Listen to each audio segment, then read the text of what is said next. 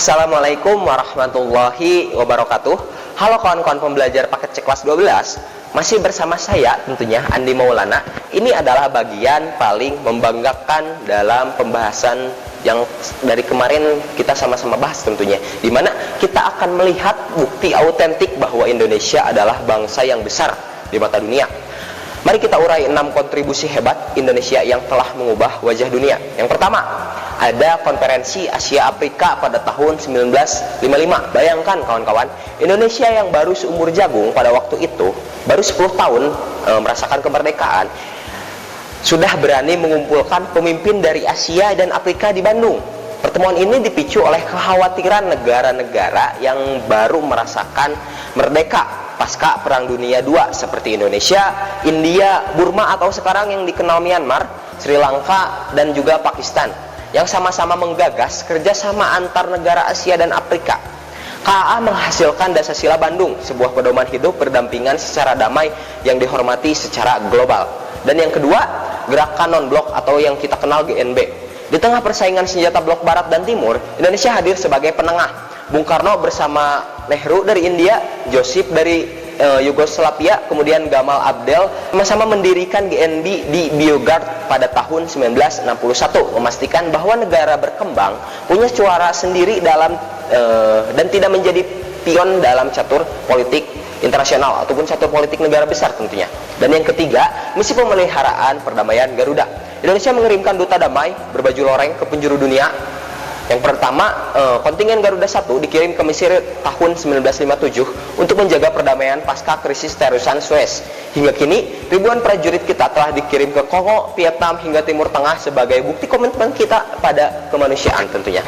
Peran Indonesia dalam memelihara perdamaian dunia ditandai dengan didirikannya Indonesian Peace Security Center atau Pusat Perdamaian dan Keamanan Indonesia pada tahun 2012.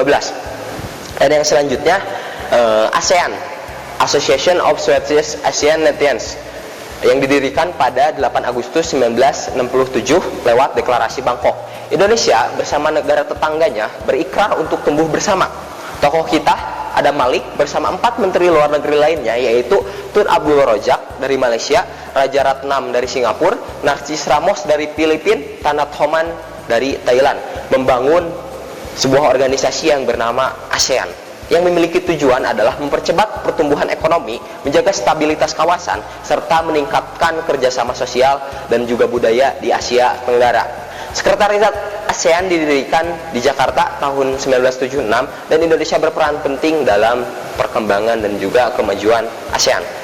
Yang kelima, Organisasi Kerjasama Islam atau yang kita kenal OKI. Indonesia berperan aktif sejak OKI didirikan pada tahun 1969 sebagai respon atas pembakaran Masjid Al-Aqsa, kawan-kawan. Kita menjadi jembatan diplomasi yang kuat antara dunia Islam dengan komunitas internasional, sembari terus konsisten mendukung kemerdekaan Palestina yang sampai saat ini masih terus dijajah. Dan yang selanjutnya ada Deklarasi Juanda tahun 1957. Ini adalah diplomasi wilayah yang sangat jenius, kawan-kawan.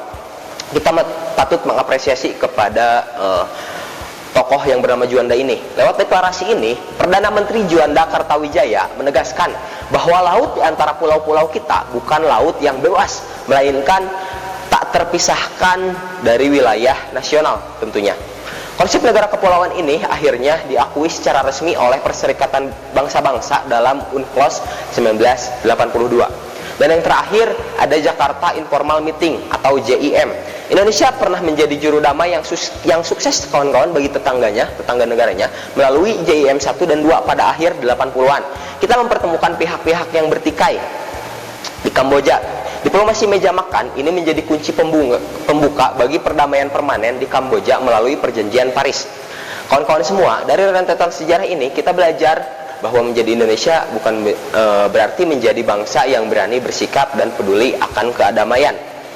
Itulah warisan berharga dari para pendiri bangsa kita yang tertuang dalam bab 6 ini yang sama-sama kita bahas dari kemarin sampai sekarang.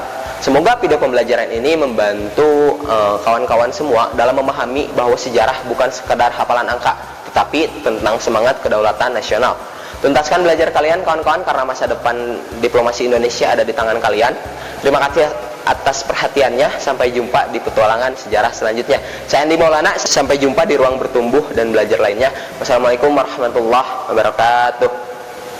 Kunjungi sosial media lainnya seperti website kami di pkbmalkata.com, Facebook PKB Malkata Mananjaya, Instagram PKB Malkata Official. Dan terima kasih telah klik video ini. Jangan lupa like, comment, share, and subscribe untuk menunjukkan dukungan kamu terhadap channel ini. Enjoy the video PKB Malkata.